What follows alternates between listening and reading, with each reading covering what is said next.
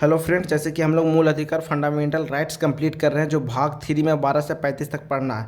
तो हम लोग पहले सेशन में कंप्लीट कर लिए हैं 12 से लेकर 18 तक। अब हम लोग कंप्लीट करेंगे 19 से लेकर 22 तक। तो देखते हैं कि अनुच्छेद 19 में है, या अनुच्छेद 19 को इसे संविधान का रीढ़ कहते हैं, ठीक ना। और जो अनुच्छेद 19 में कितने प्रकार का स्वतंत्रता मिलता है, तो अनुच्छेद का 19 का 1 2 3 4 5 6 7 प्रकार का स्वतंत्रता मिलता है, जिसको हम आगे देखते हैं। जैसे अभिव्यक्ति का स्वतंत्रता देता है हमें अनुच्छेद 19, जिसमें बोलने की स्वतंत्रता, ये झंडा लहराने का, पुतला जलाने का, आरटीआई एवं प्रेस की स्वतंत्रता हमें अनुच्छेद 19 का 1 देता है। अनुच्छेद 19 का 2 क्या स्वतंत्रता देता है हम लोग को, तो बिना हथियार को सभा करने की स्वतंत्रता। आप बिना हथियार के सभा कर सकते हैं, ठीक। आप सभा कर रहे हैं तो आप संगठन भी बना सकते हैं। तो अनुच्छेद 19 का 3 संगठन बनाने की स्वतंत्रता भी देता है, ठीक। और अनुच्छेद 19 का 4 बिना रोक टोक के आप पूरे देश में कहीं घूम सकते हैं, कोई रोक टोक नहीं कर सकता है। तो वह हमें स्वतंत्रता देता है कौन, अनुच्छेद 19 का 4। और 5 क्या देता है अनुच्छेद 19 का 5 की, अब भारत में किसी क्षेत्र में बसने की स्वतंत्रता। अगर आप घूमने गए, आपको बसने का वहाँ मन किया तो आप बस सकते हैं, तो कोई रोक नहीं सकता, क्योंकि हमें अनुच्छेद 19 यह स्वतंत्रता देता है, ठीक। यह अधिकार देता है हमको, ठीक। अनुच्छेद 19 और क्या अधिकार देता है, जैसे कि 6 में संपत्ति का अधिकार। लेकिन राइट टू प्रॉपर्टी अब यह मूल अधिकार नहीं रहा, बल्कि कानूनी अधिकार हो गया है। अभी मूल अधिकार में नहीं रहा, क्योंकि मूल अधिकार नहीं है, इसको अब कानूनी अधिकार बना दिया गया है। देखिए यहाँ पर से क्वेश्चन आता है, अगर आप मान निषेध या बिहार पुलिस या किसी एग्जाम्स की तैयारी करते हैं, तो आप मौलिक अधिकार को अच्छे से कंप्लीट कर लीजिए। यहाँ से 1-2 क्वेश्चन आने का हाई चांस बनता है, ठीक ना। तो यहाँ पे मूल अधिकार स्वतंत्रता के अधिकारों की संख्या 7 थी, किंतु संपत्ति के अधिकार को 44वें संविधान संशोधन 1978 में इसे मौलिक अधिकार से हटा दिया गया। अब इसे अनुच्छेद 300 के तहत कानूनी का अधिकार में रखा गया है। तो यहाँ पे से क्वेश्चन आता है कि कौन से अधिकार के द्वारा संपत्ति का अधिकार को मूल अधिकार से हटा, कौन से संविधान संशोधन के तहत संपत्ति का अधिकार को संपत्ति का अधिकार मूल अधिकार था, उसे कानूनी का अधिकार बना दिया गया। तो 44वें संविधान संशोधन 78 के तहत, ठीक ना, 300 के काम में रख दिया गया इसको। अनुच्छेद 7 में क्या है, 19 के 7 में व्यवसाय करने की स्वतंत्रता। अगर आप कहीं गए तो वहाँ आप बस गए, वहाँ आप संपत्ति ले लिए, अब वहाँ आप चाहते हैं तो क्या कर सकते हैं, व्यवसाय कर सकते हैं, तो कोई रोक नहीं सकता है। तो अनुच्छेद 1 से लेकर 7 तक देखिए इतना सारा स्वतंत्रता देता है, ठीक।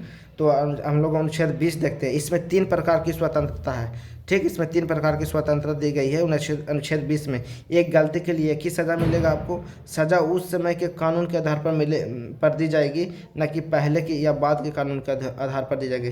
जैसे अभी जो कानून है अभी जो कानून है उसी के आधार पर आपको सज़ा मिलेगा, अगर आप कोई गलती करते हैं, कोई क्राइम करते हैं। ऐसा नहीं है कि अभी आप क्राइम कर रहे हैं, अगर कोई कानून बना तो उसके आधार पर दे दिया जाएगा सज़ा, अभी ऐसा नहीं होगा, ठीक। जैसे यहाँ पे हम लोग देख लिए अनुच्छेद 20 का 2, 20 का 3, सजा के बाद भी कैदी का संरक्षण दिया जाएगा। ये हमें अनुच्छेद 20 का 3 प्रकार का स्वतंत्रता देता है। सजा के बाद भी कैदी को संरक्षण दिया जाएगा, सेफ्टी दिया जाएगा, ठीक ना। तो अनुच्छेद 19 को नोट में 20 देख लेते हैं। नोट में देख लेते हैं कि अनुच्छेद 20 के अनुसार जब तक किसी व्यक्ति को न्यायालय दोषी करार नहीं देती है, तब तक उसे अपराधी नहीं माना जाएगा, ठीक ना। अनुच्छेद 20 कहता है ये कि मतलब कि अगर आप 20 कहता है कि 20 के अनुसार जब तक किसी व्यक्ति को न्यायालय दोषी करार नहीं देती है, तब तक उसे अपराधी नहीं माना जाएगा। किसी व्यक्ति को अपने ही खिलाफ गवाही देने के लिए मजबूर नहीं किया जाएगा, अनुच्छेद 20 कहता है, ठीक। अनुच्छेद 21 में क्या है, इसे प्राण एवं दैहिक स्वतंत्रता कहते हैं। इसी के कारण अधिक धुआं देने वाले वाहन या बिना हेलमेट वाले व्यक्ति को पुलिस चालान काटती है, अनुच्छेद 21 के तहत, ठीक ना। इससे हम लोग अनुच्छेद 21 को प्राण, दैहिक और निजता का स्वतंत्रता कहते हैं। अनुच्छेद 21 को, इसको हम लोग देख लिए, अनुच्छेद 21 को प्राण, दैहिक और निजता का अधिकार या स्वतंत्रता देता है, अनुच्छेद 21, ठीक। और अनुच्छेद 21 अपनी पसंद से व्यक्ति से विवाह करने का अधिकार भी अनुच्छेद 21 का अभिन्न अंग माना जाता है, ठीक ना। तो यहाँ पे देख लिया अनुच्छेद 21 को। अनुच्छेद 21 का नोट में देख लीजिए, अनुच्छेद 20 तथा 21 को राष्ट्रीय आपात काल अनुच्छेद 352 के दौरान भी नहीं रोका जा सकता, इसे सबसे शक्तिशाली मूल अधिकार कहते हैं, अनुच्छेद 20 और 21 को, ठीक। तो अब हम लोग आगे देखते हैं 22 में।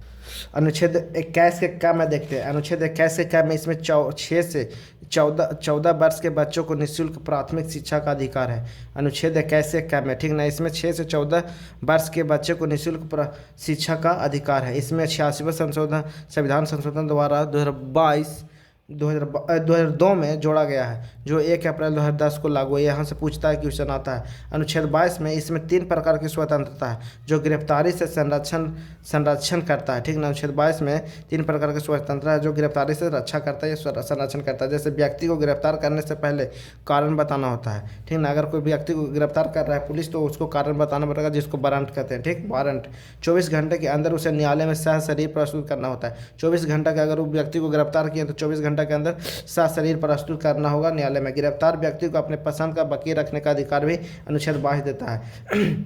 अनुच्छेद 22 के 4 में ये है कि इसका उद्देश्य या किसी को सजा देने का उद्देश्य नहीं है अनुच्छेद 22 का 4 को, बल्कि अपराध करने से रोकना। इससे ऐसा लगता है कि अनुच्छेद 22 ऐसे समझ लीजिए कि किसी व्यक्ति से लगता है कि ये व्यक्ति दंगा भड़का सकता है, ठीक, या इसके कारण अपराध हो सकता है, तो उसको मतलब पुलिस गिरफ्तार कर लेगा बिना वारंट के बिना कारण बताए हुए, और उसको 3 महीना तक कम से कम रख सकता है नज़र बंद करके या गिरफ्तार करके रख सकता है। अनुच्छेद 4 में ये है, 22 के 4 में। ठीक, तो आज हम लोग वीडियो को यहीं समाप्त करते हैं।